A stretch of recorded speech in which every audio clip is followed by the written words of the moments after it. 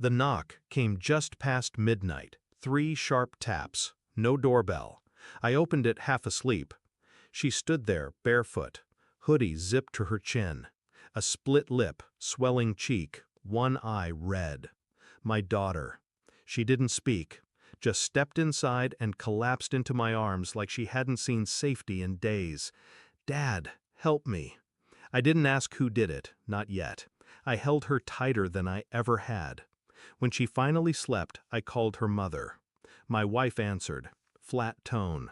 I said her name, said our daughter came home beaten. She paused, then, without hesitation, "I don't know."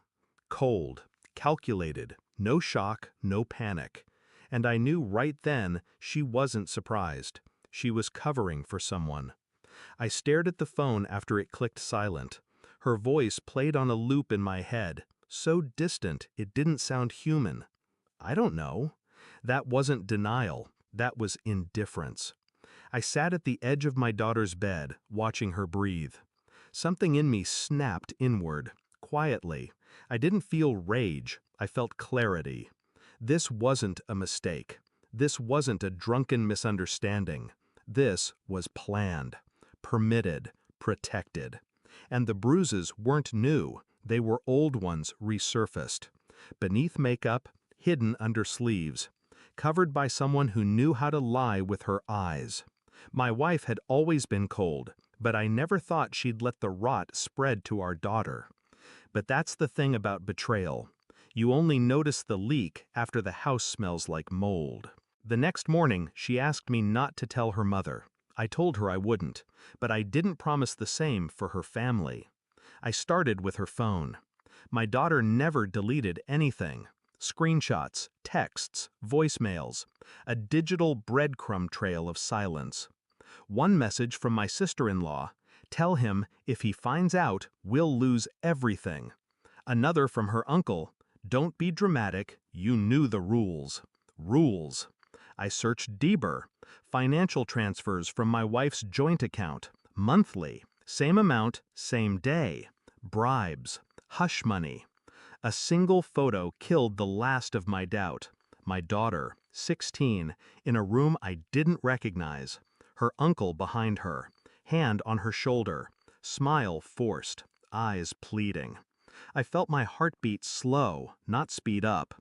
No tears, just silence. I printed everything. Then I called them. Said we were having a family dinner. No details, no emotion, just a calm request.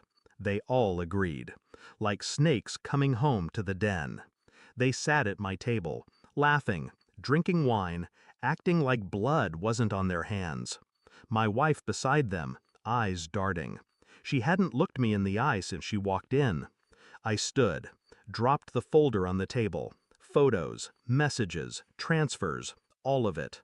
No words, just evidence. My daughter wasn't there.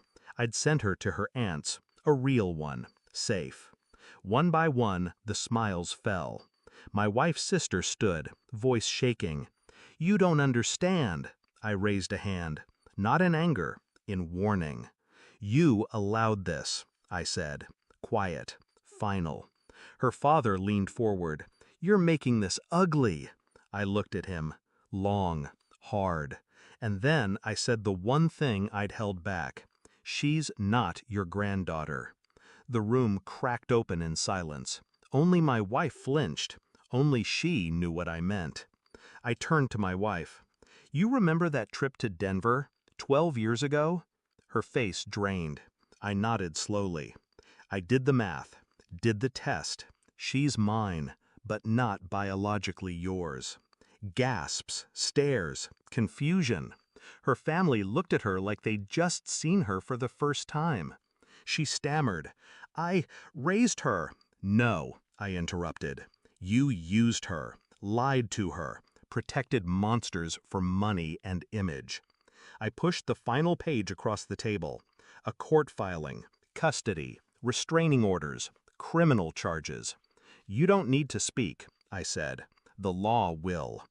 I left them sitting there, silence ringing louder than screams.